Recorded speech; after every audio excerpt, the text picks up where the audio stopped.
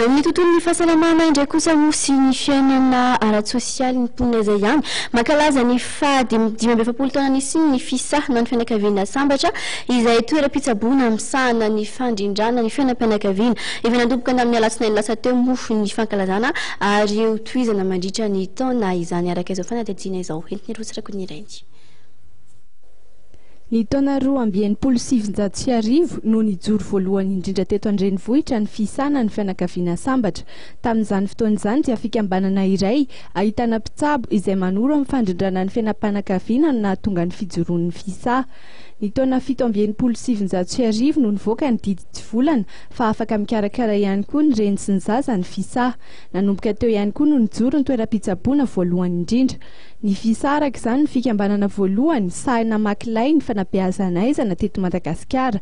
Nandritra izay fotoana izay dia efa mahatratra 7,707 no isan'ireo tonga mitsidika ny Fisa eto Antananarivo ary miisa 3,707 ny mpanaraka mitohy manao fandrindrana ny fianam-pianakaviana.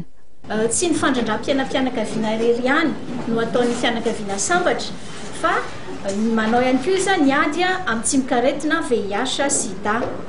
Dia mikarakara ihany koa izy ny tanora.